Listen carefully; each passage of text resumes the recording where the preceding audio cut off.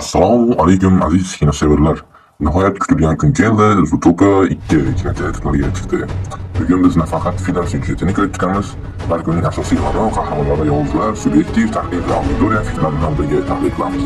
Agar sizlarga tahlillar yoqsa, videoga avval film haqida asosiy ma'lumot beraman. Premier 2025-yil berildi. Rejissyorlar Jeff Bash va Ryan Howard bo'ldi. Bosh qahramonlar Judy Hopps, quyosh politsiyachi Nick Wilde, turkiy detektiv bo'ldi.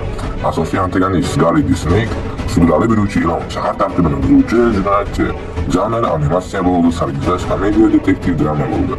Syujet va asosiy voqealarni endi sizlarga aytaman. Judy va Nick yangi sirli jinoyat izini topish uchun birlashdi. Shahar ichidagi gumonlar, sirlar va yolg'onliklarni aniqlashdi.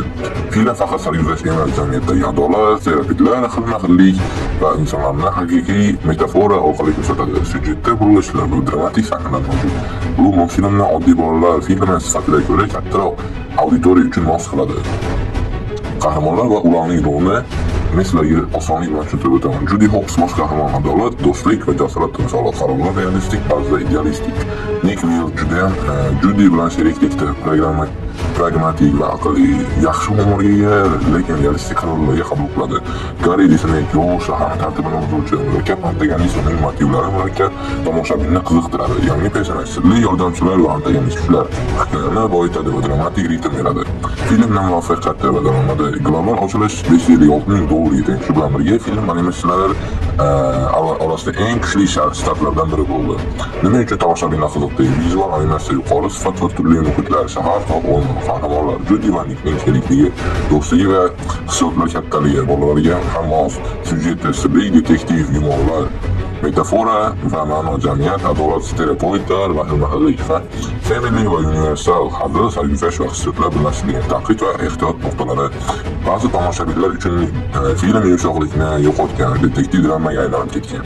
Syujet ba'zi hollarda murakkab va tezkor bo'lib, kichik bolalar uchun qiyin bo'lishi mumkin. Qahramonlarning qarorlari realistik bo'lsa-da, ba'zan birinchi filmda idealistik ruhiyatni yo'qotgandek tuyuladi. Mening subyektiv tahlilim, menimcha Zootopia 2 oddiy multfilm emas. Bu multfilm jamiyat kino san'atini birlashtirgan jamlanmasi, bolalar va kattalar uchun chuqur ma'no beradi. Judy va Nick orqali do'stlik, jasorat va adolatni realistik tarzda ko'rsatadi.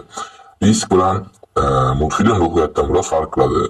Lekin bu o'sish va rivojlanish belgisidir. Auditoriya reaksiyalari Reddit va forumlarda aytilishicha, visual stunning, emotional resonant mystery action. Judy va Nick sherikligi chuqurlashadi. Ba'zi sahnalarda original ruhiyatdan uzoqlashgan.